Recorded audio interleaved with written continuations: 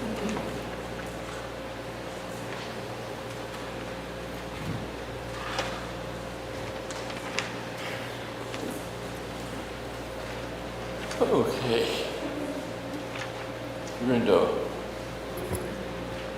Welcome to our Community Church Unitarian Universalist.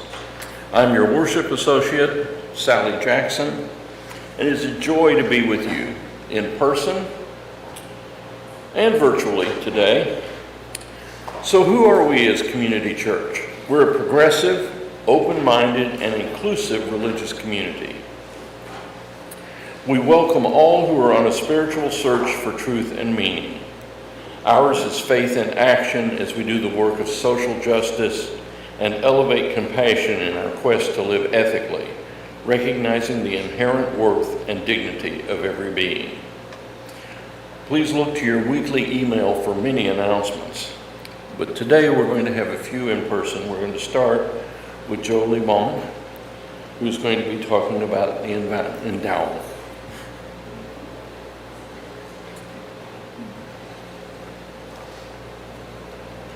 Good morning.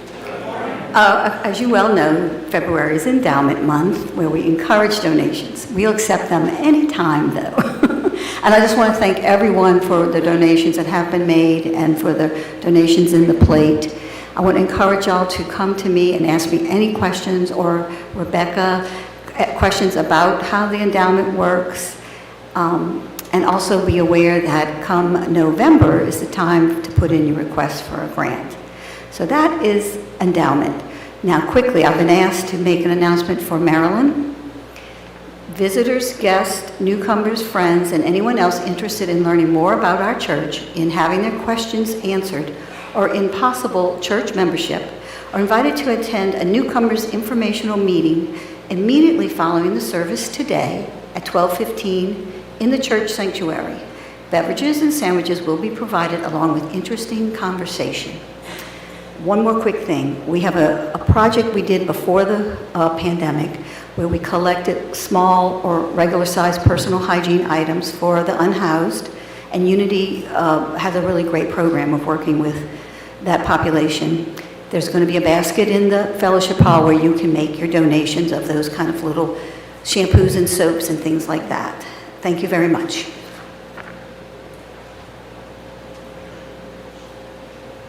And now we have an announcement from Laura Miller.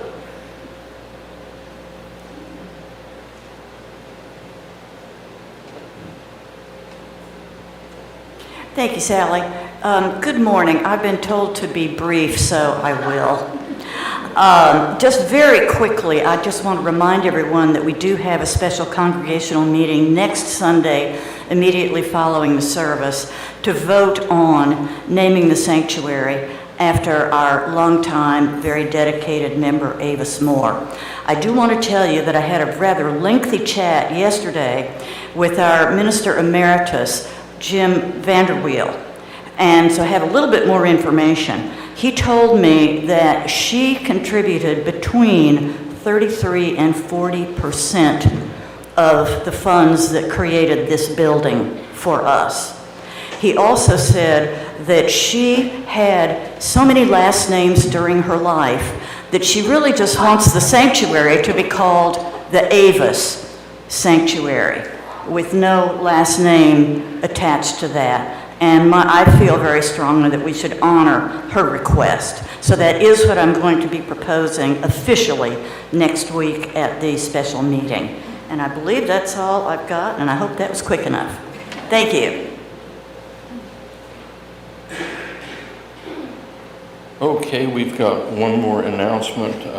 Pastor Stacey, Pastor Stacey. Well, good morning, everyone.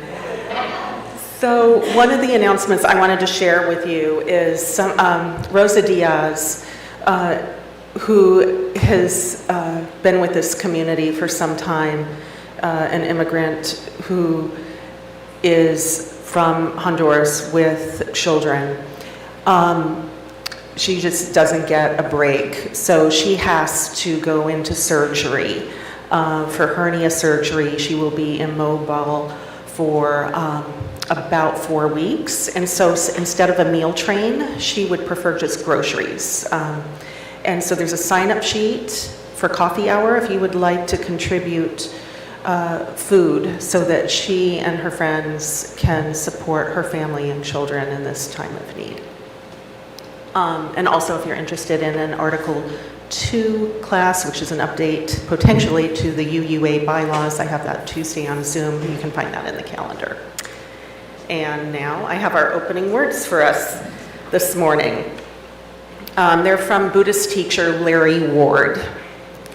Equanimity means profound stability, like trees planted by the water that shall not be moved.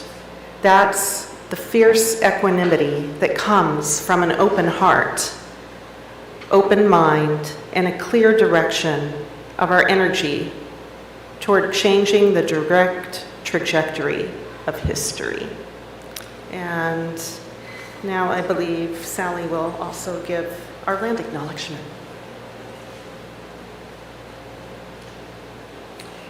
Okay, this is our land acknowledgement.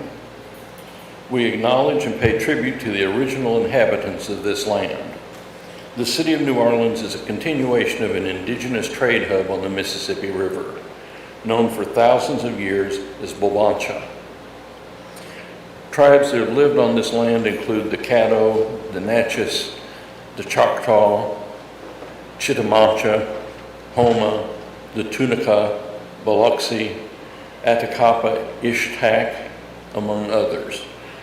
We recognize as a result of broken treaties and involuntary removals, Native Americans were often forced from their lands. We remember and pay respect to the communities impacted by these actions.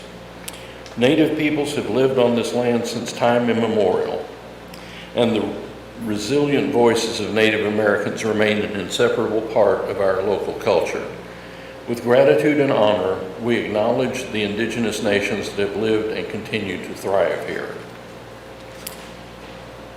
Okay, and now we'll do our chalice lighting, which we do every week. It's our custom to light a chalice invoking hope and eternal truth to our worship.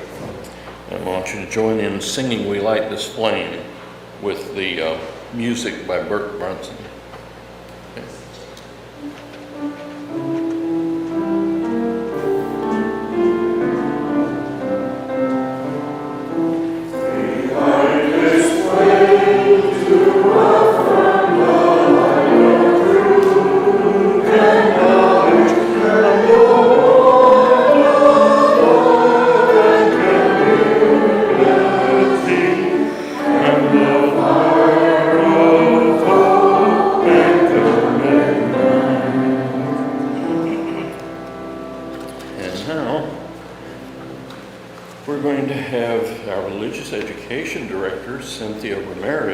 Is going to bring us the words for all ages. Where is Cynthia? I'm here. Oh, you snuck up behind me. Okay, well, that's easy to do.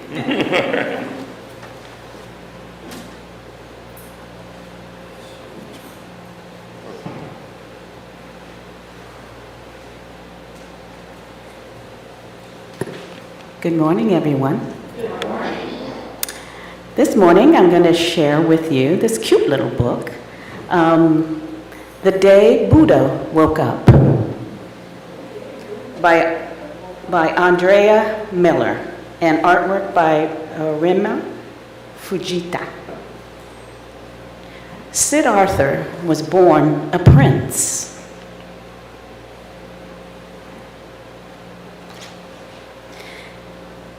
He could have anything he wanted, but what he wanted was not a thing.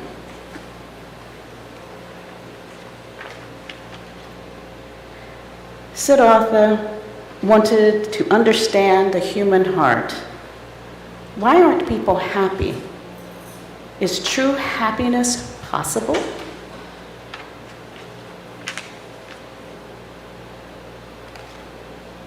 Looking for answers, Siddhartha left home and cut his hair with a sword. My.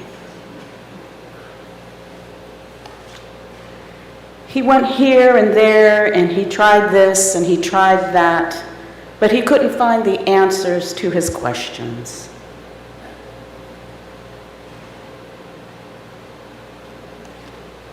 Finally, Siddhartha sat down under a tree and simply breathed in and breathed out.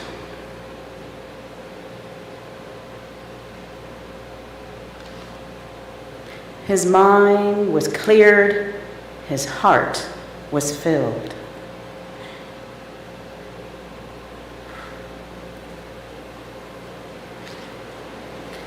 He saw that happiness is always possible. Just enjoy the moment without wishing it was a different moment.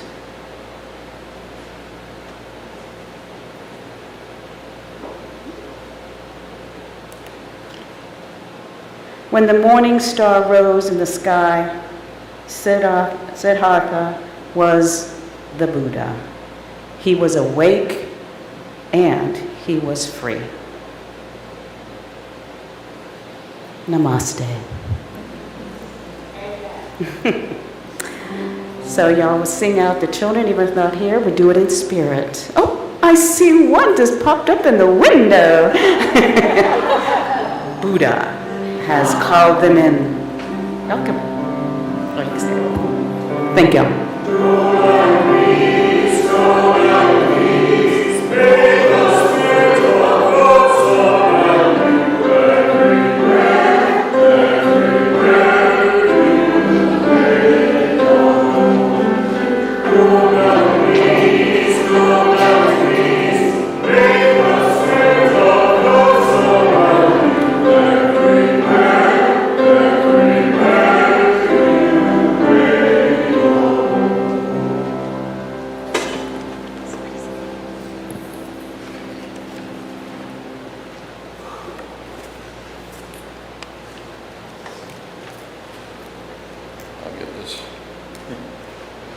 Okay.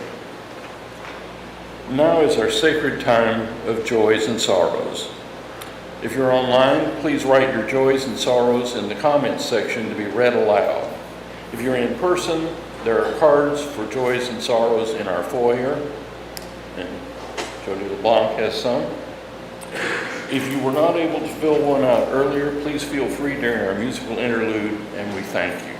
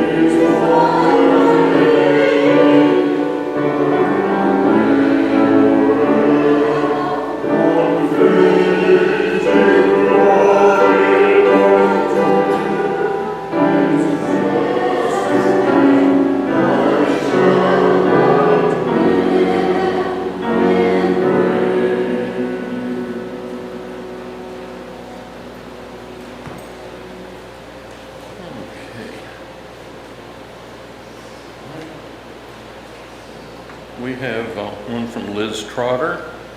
It's lifting up Rosa. Her surgery is tomorrow, and her daughter Allison hurt her ankle and is on crutches. I think that goes under a sorrow. We'll keep her in our minds. I have a joy here. It says that for many of us, Mardi Gras was a delightful and joyous celebration of our city and culture, and a sadness that for some, Mardi Gras was marred by gun violence. And that's from Jim O'Neill. And from Jada, her 34th birthday is tomorrow. Happy birthday. At 34, we'll put your birthday under joys. There comes a time when they go into a different category. Okay. So we'll light 2 more candles. One for the joys still bubbling up, too new to share, and one for the sorrows that we cannot yet put into words. Know that we love you and hold you in our hearts. I have a sorrow. Oh. I'm sorry, I should have picked it up. So, Can't hear you. okay, so on Mardi Gras weekend, my husband and I stayed at a hotel, the hotel that we were married at, so it's really special for now in Bourbon. And my husband is partially deaf, so so we came back to the hotel Tuesday afternoon, wasn't 3 in the morning, it was more like 3 in the afternoon, bright sunny day, we took a break, and all of a sudden I heard a gunshot. So I tapped his knee and looked at him face to face and said, gunshot. People were pouring into the hotel saying, get down. And, he grabbed my arm and off we ran up the escalator, which I had done last year because I was in a wheelchair for my broken leg. And I've been in panic attacks and very depressed. And I don't know what the solution is, but this is our city, and I'm not going to be bullied by those idiots who choose gun violence.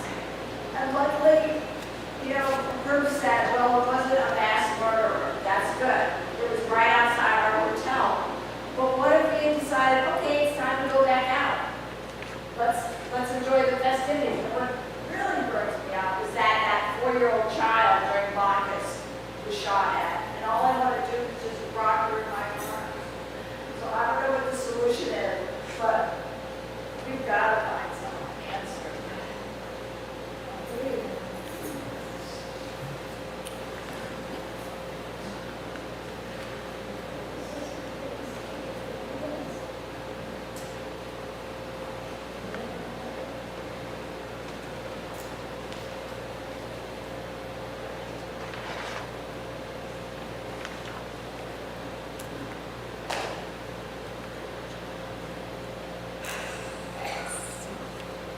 I'm sorry to hear about that, Heidi. Right. So I have a couple readings to start with this morning. And our first reading is by Tony Bernhardt from an article Tony wrote called Equanimity, the Key to Happiness. And Tony says, here are some suggestions for finding the inner peace that all of us seek. There is no shortage of quotations on how to be happy. I won't list them here except to note that some years ago, the Dalai Lama famously said, I believe the very purpose of life is to be happy. Many people have taken this to mean that the purpose of life is to be gleeful or to live in the perpetual state that is suggested by these common synonyms for the word happy: delighted, thrilled, elated. But in that same quotation, the Dalai Lama went on to say, it is a mistake to place all our hopes for happiness on external development alone. The key is to develop inner peace. That inner peace is what I'm referring to as equanimity. Equanimity is an even, tempered state of mind that allows you to ride life's challenges with calmness and serenity, instead of being tossed about like a ship in a storm. Equanimity arises when you feel okay about your life no matter what is happening.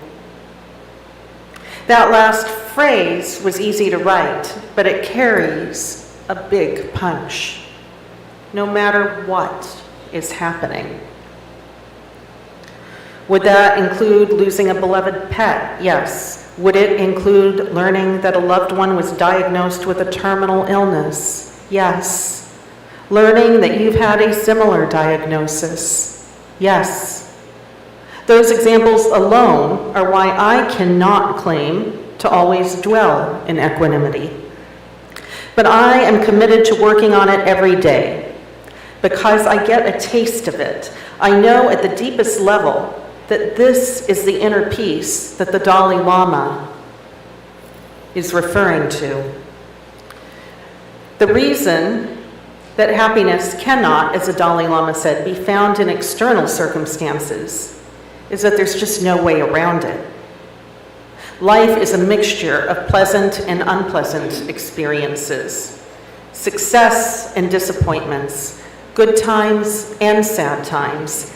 Equanimity is a mental state that enables you to meet life's unpleasant experiences, disappointments, and sad moments with even-tempered calm instead of with aversion. Aversion takes two forms. Passive indifference is in who cares, and anger is I've got to get rid of this feeling right now. Equanimity, this key to happiness, requires both mindfulness and an effort to develop it.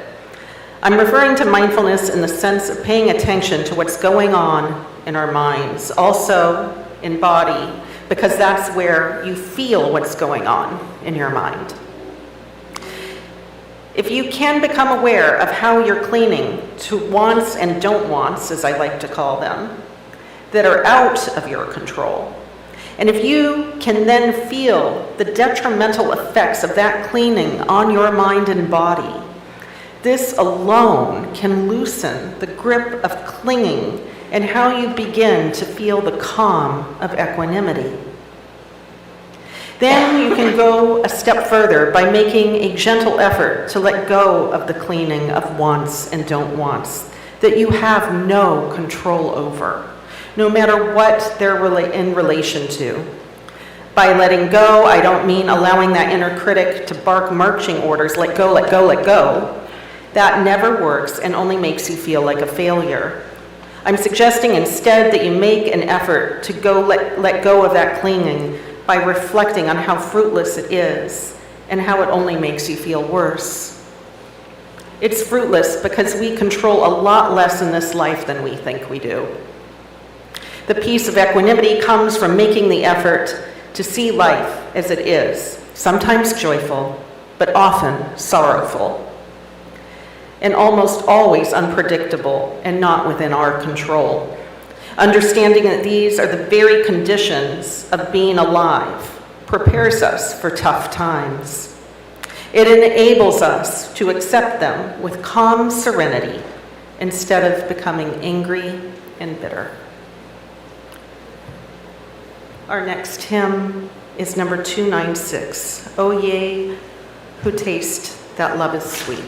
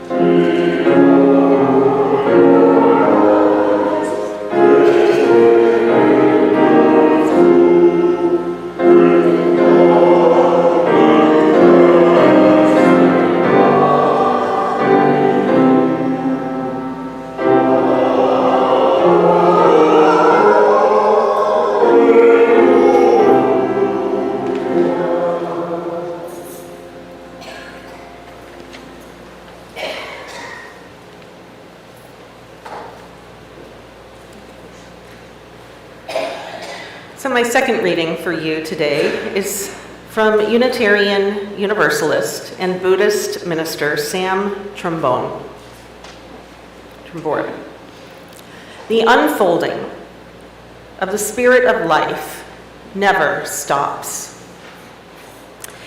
Even when I'm oblivious to the grand and mysterious workings of that spirit, the folding and unfolding continues. The Buddha nature, the spirit of life, is working through me in each moment. I am identical with the spirit of life, exploring the infinite field of possibility for each new moment. There is no separation to overcome, no barrier to break through, only an abundant living truth to fully embrace and allow that living truth to work through me to guide my actions. This abundant spirit of life, beyond reduction and containment or even categorization, is not Buddhist, Christian, Jewish, Hindu, or Unitarian Universalist. All can point to it, but never claim it. Perhaps this is the genius and potential of what Unitarian Universalism can be, honoring and appreciating the many different traditions that proclaim the greatness of which is beyond us.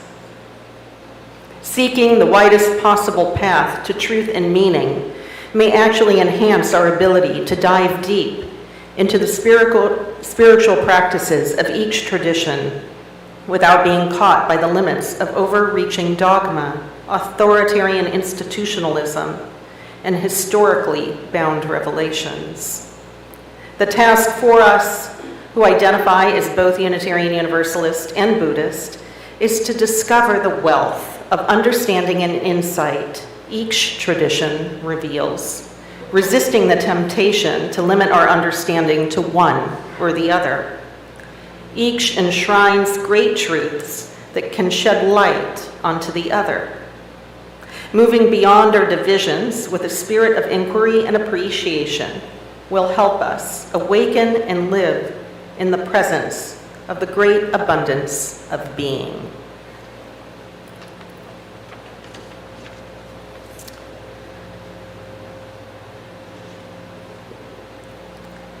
So I'll share a little more about my understanding of Buddhism.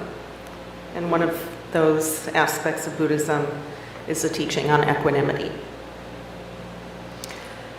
For a little more background, one of the most predominant Buddhist teachings in the world is that suffering exists in this world.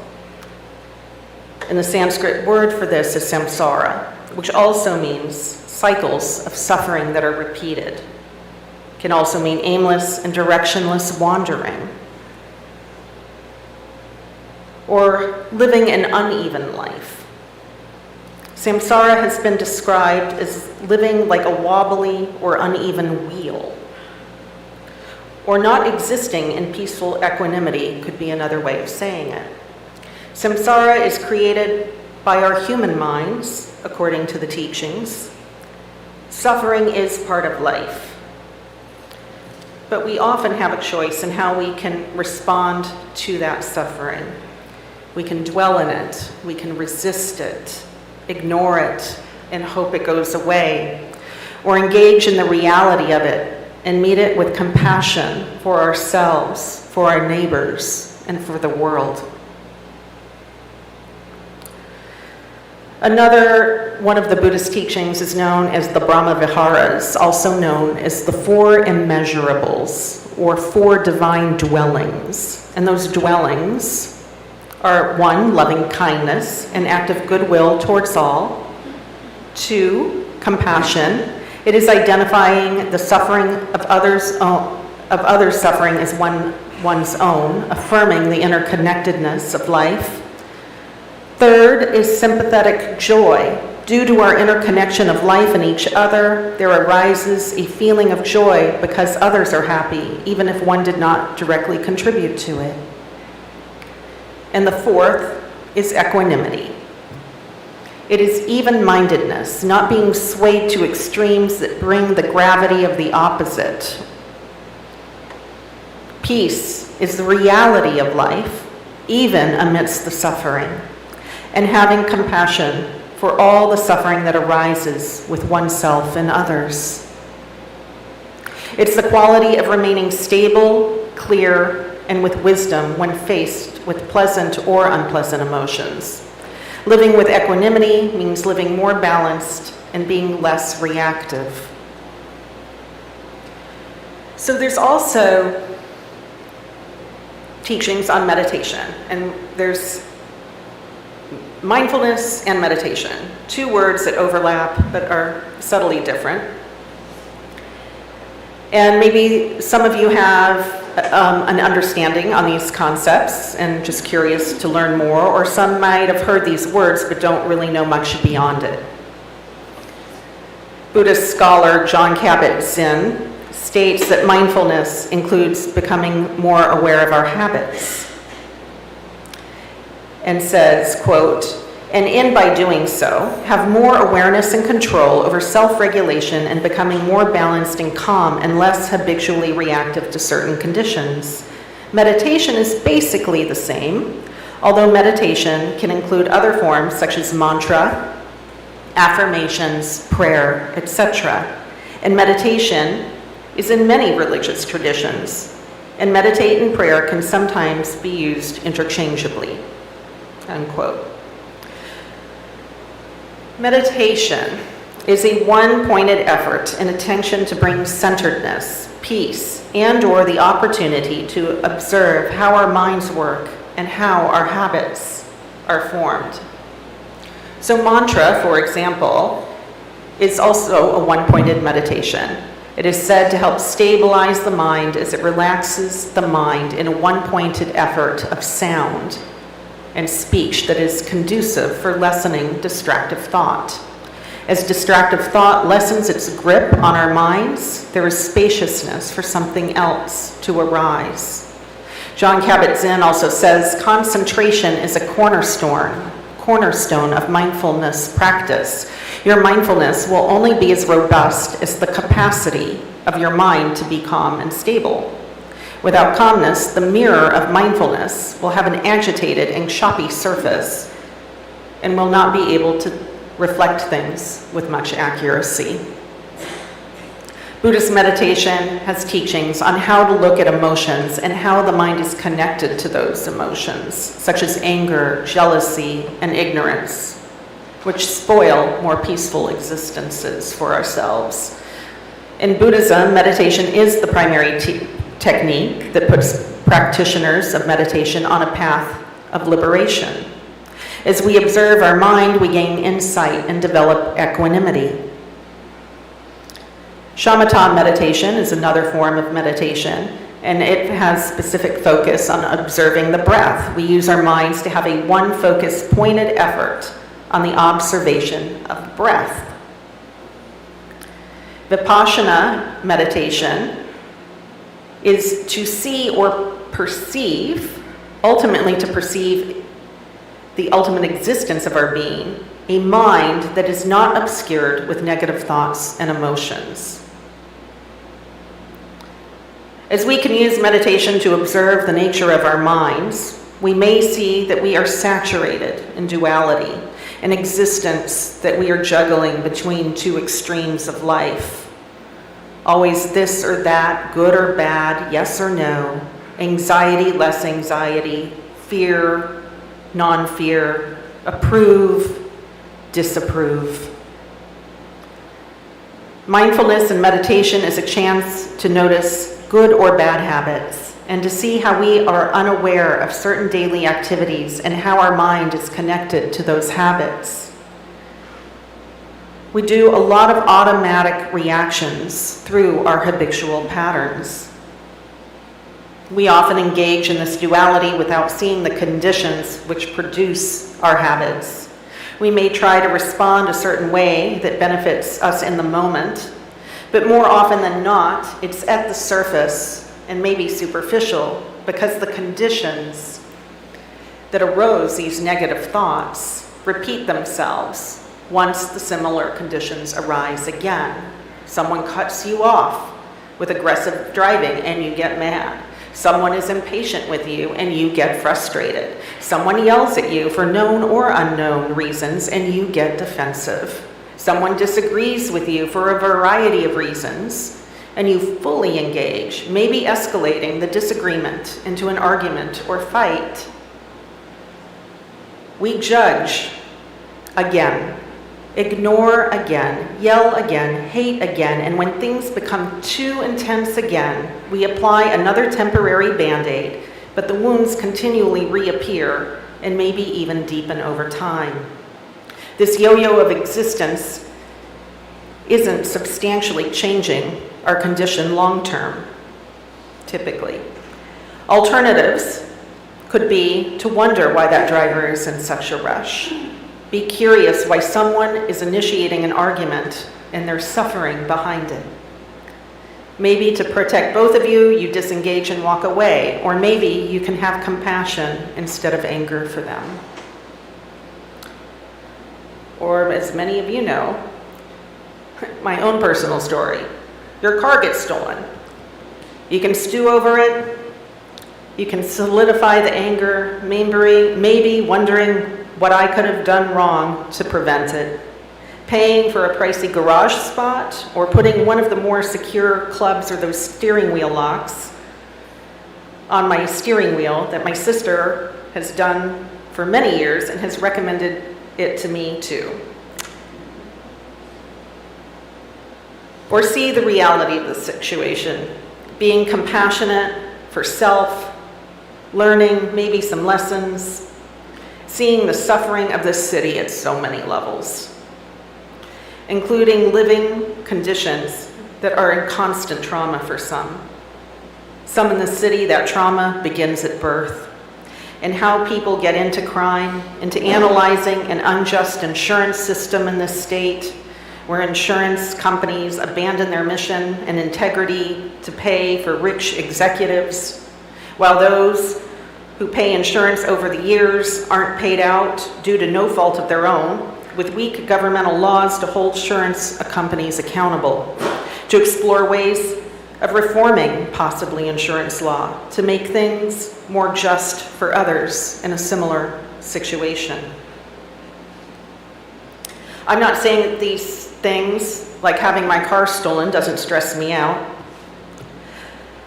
Self-care is ground zero for reaching out to the world and how we can extend arms of compassion. So engaging with self-care and self-compassion is what allows the connection of bringing compassion out to a larger world. Maybe that's just for your neighbor. So we have these moments where we can think should've, could've, would've. But that often blocks me from looking at the reality of what is.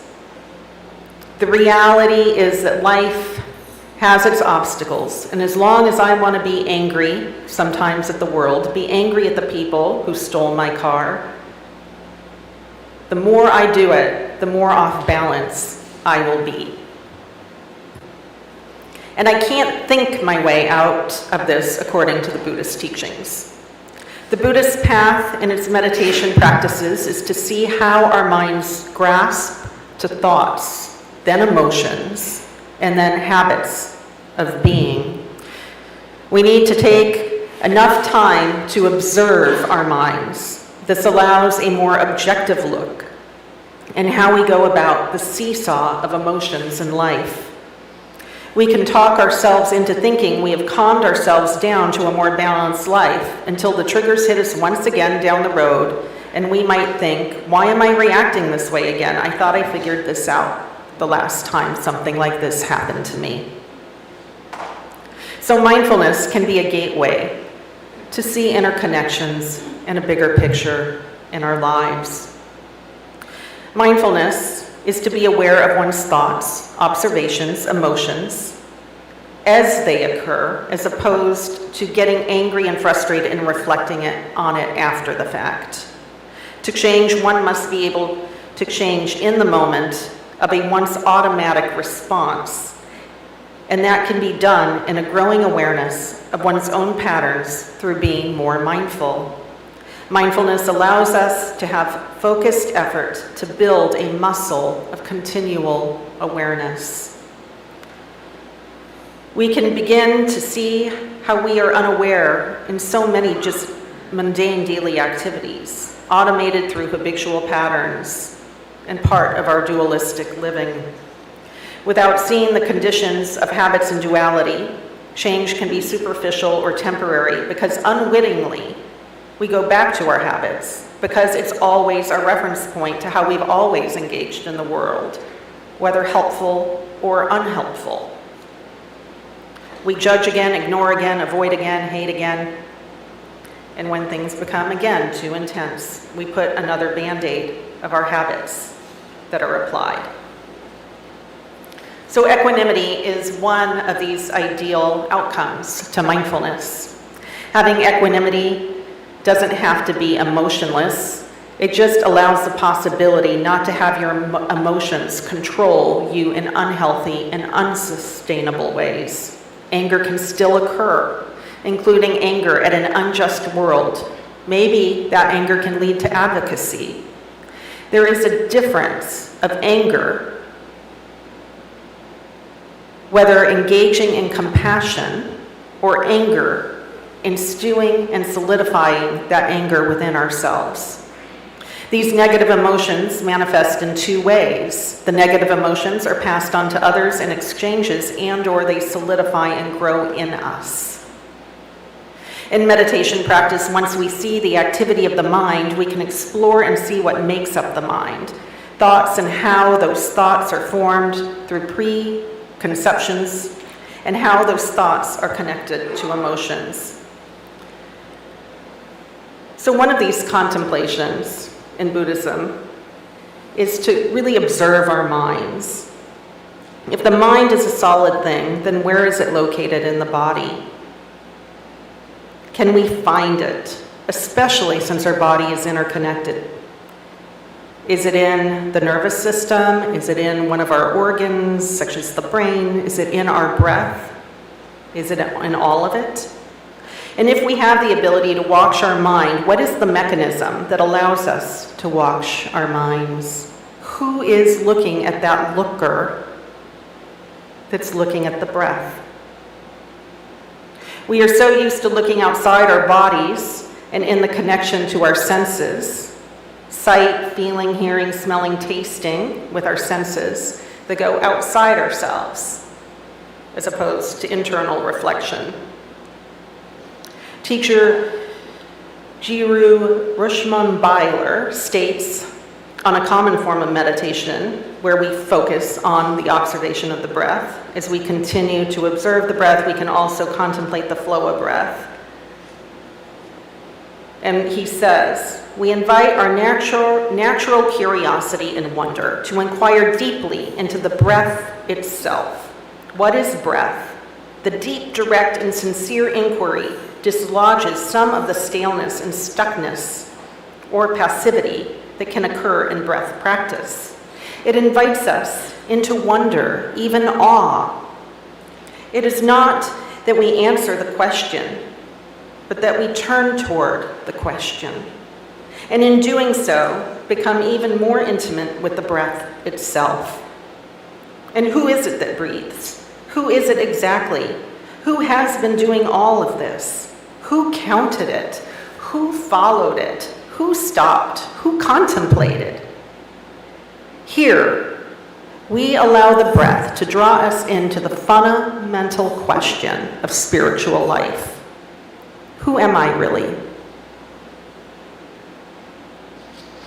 Tibetan Buddhism, as well as other Buddhist traditions, say that our minds is naturally uncontrived, not solid, as empty as space or the sky, just as you can't pinpoint the beginning, ending, center, or anything solid in the sky.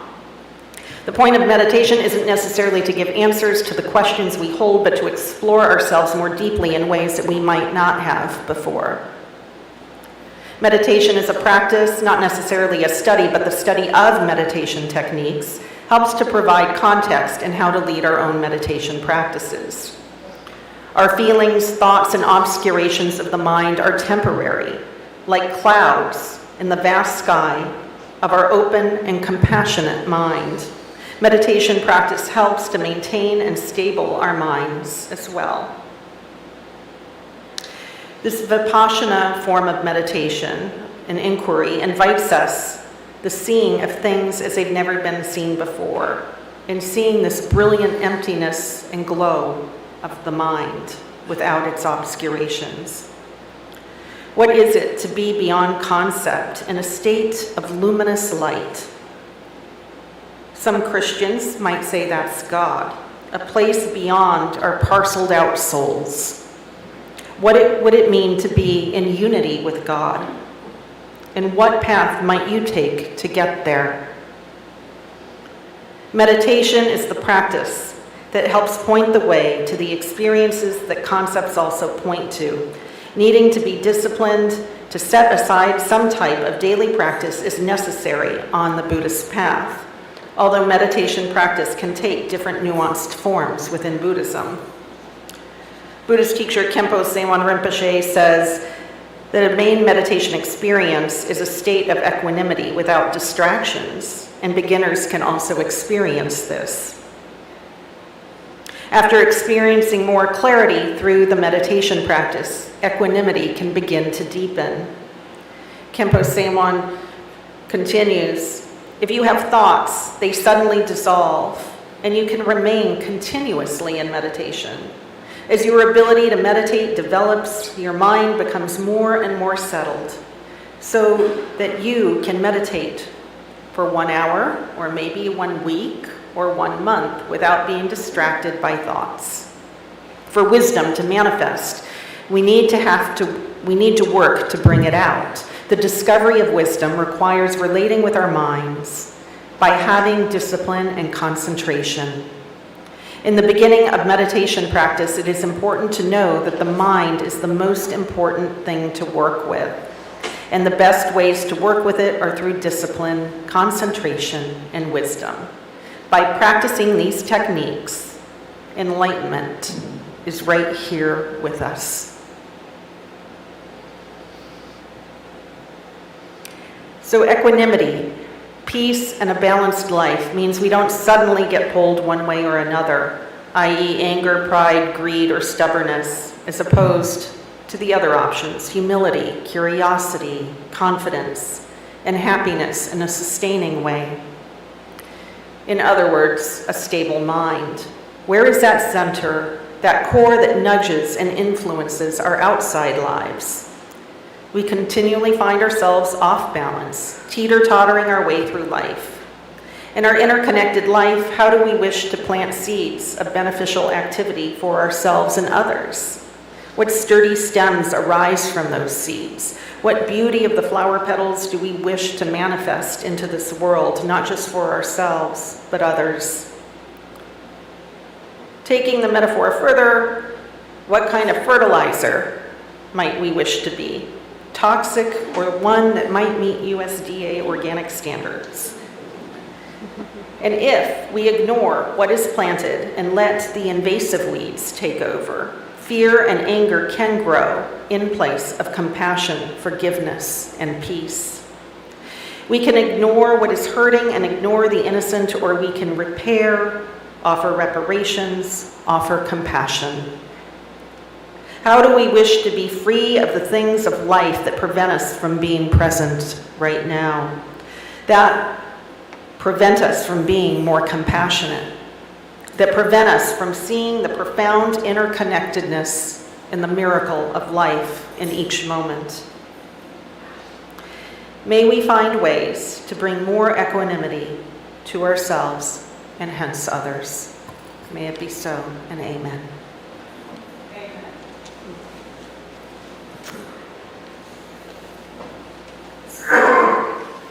This is the time for our offertory. And it's our, so here at Community Church, Unitarian Universalist, we are a self-sustaining congregation. Members and friends' generosity help us to do the sacred work of bringing justice, spirituality, and compassion to our community and beyond. You can give at ccuunola.org/stewardship, and then you can also give here in person. And if you raise your hand, we'll come to you.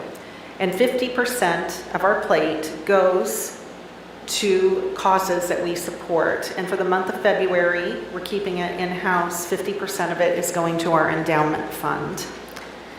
And we thank you so much for the generosity and the ministry that you support here at this church.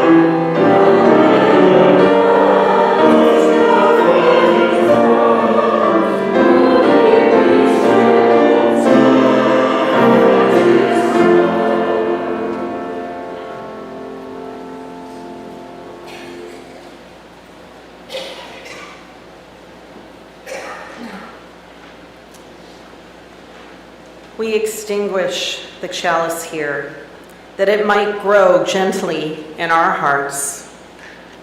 May it light your path as you leave this place. May it guide your way until we are together again. And now, please join the choir in singing hymn number 151, I Wish I Knew How.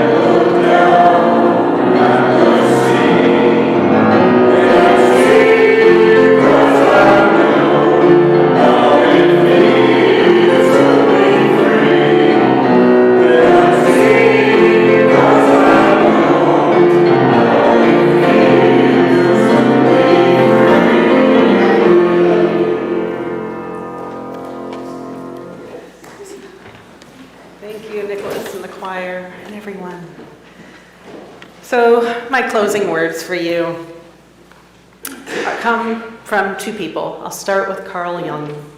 Even a happy life cannot be without measure of darkness, and the word happy would lose its meaning if it were not balanced by sadness.